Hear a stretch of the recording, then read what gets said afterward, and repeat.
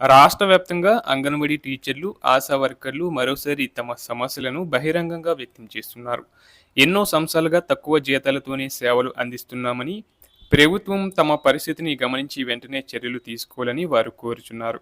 ప్రస్తుతం అంగన్వాడీ కేంద్రాల్లో పనిచేసే టీచర్లు, ఆశా వర్కర్లు ఉదయం నుంచి సాయంత్రం వరకు ఎన్నో బాధ్యతలు నిర్వహిస్తున్నారు.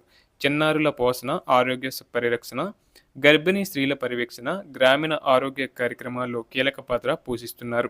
అయినప్పటికీ అందుతున్న జీతాలు మాత్రం వారి కష్టానికి సరిపడటం లేదని వారు ఆవేదన వ్యక్తం చేస్తున్నారు.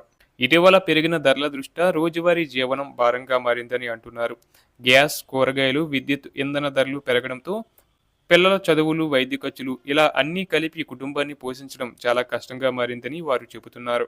ఈ నేపథ్యంలో అంగన్వాడీ టీచర్లకు కనీసం 26,000 రూపాయలు, ఆశా వర్కర్లకు కనీసంగా 19,000 రూపాయల వేతనం ఇవ్వాలని ఉద్యోగ సంఘాలు డిమాండ్ చేస్తున్నాయి. ముఖ్యంగా సిఐటియు మరియు ఏఐటియుసి వంటి సంఘాలు ఈ డిమాండ్లకు మద్దతు తెలుపుతూ ప్రభుత్వంపై ఒత్తిడి తీసుకువస్తున్నాయి. ఇకపోతే జీతాల పెంపుతో పాటు మరిన్ని కీలకమైన డిమాండ్లు కూడా ముందుకు వచ్చాయి.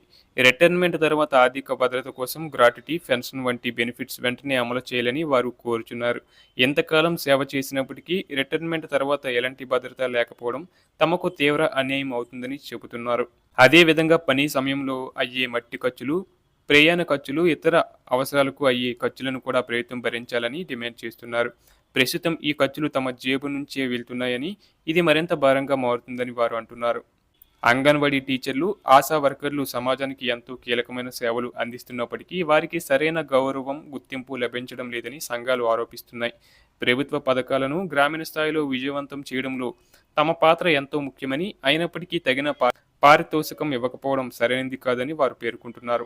ఈ నేపథ్యంలో ప్రభుత్వం మానవీయ దృక్పథంతో ఆలోచించి వెంటనే చర్యలు తీసుకోవాలని వారు విజ్ఞప్తి చేస్తున్నారు. కనీస వేతనాలను పెంచి జీవన ప్రమాణాలను మెరుగుపరచాలని కోరుచున్నారు. అలాగే రిటైర్మెంట్ తర్వాత భద్రత కల్పించేలా పెన్షన్, గ్రాట్యుటీ వంటి సదుపాయాలు అమలు చేయాలని స్పష్టం చేస్తున్నారు.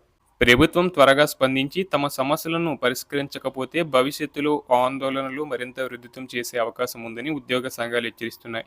రాష్ట్ర వ్యాప్తంగా పెద్ద ఎత్తున నిరసనలు, సమ్మెలు చేపట్టే పరిస్థితి కూడా ఏర్పడవచ్చని సంకేతాలు ఇస్తున్నారు.